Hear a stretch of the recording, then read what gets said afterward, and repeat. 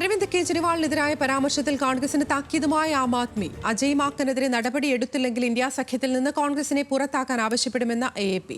കോൺഗ്രസ് സ്ഥാനാർത്ഥികളുടെ പ്രചാരണത്തിനായി BJP ആണ് പണം നൽകുന്നത് എന്ന ഗുരുതര ആരോപണവും AAP ഉന്നയിച്ചു. രാജ്യത്തെ തട്ടിപ്പിന്റെ രാജാവ് കെജ്രിവാളാണെന്നായിരുന്നു മുതിർന്ന കോൺഗ്രസ് നേതാവ് അജയ് മാക്കന്റെ വിമർശനം. കേന്ദ്ര സംസ്ഥാന സർക്കാരുകളുടെ ക്രമക്കേടുകൾ ചൂണ്ടിക്കാട്ടുന്ന ധവളപത്രം പുറത്തിറക്കിക്കൊണ്ടായിരുന്നു വിമർശനം. ഇതിനെതിരെയാണ് AAP നേതാക്കൾ കോൺഗ്രസിനെതിരെ ആഞ്ഞടിച്ചത്. അജയ് മാക്കനെതിരെ 24 മണിക്കൂറിനുള്ളിൽ നടപടിയെടുത്തില്ലെങ്കിൽ ഇന്ത്യ സഖ്യത്തിൽ നിന്ന് കോൺഗ്രസിനെ പുറത്താക്കാൻ മറ്റു പ്രതിപക്ഷ പാർട്ടികളോട് ആവശ്യപ്പെടുമെന്ന് വാർത്താസമ്മേളനത്തിൽ AAP അറിയിച്ചു. വരുന്ന നിയമസഭാ തെരഞ്ഞെടുപ്പിൽ കോൺഗ്രസിന് BJPയുമായി ചില ധാരണകളുണ്ടെന്ന് ഡൽഹി മുഖ്യമന്ത്രി അതിഷി കുറ്റപ്പെടുത്തി.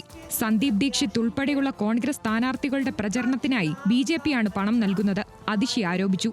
BJPയുമായി കോൺഗ്രസ് ഒത്തുകളിക്കുകയാണെന്ന് AAP നേതാവ് സഞ്ജയ് സിംഗും ആരോപിച്ചു.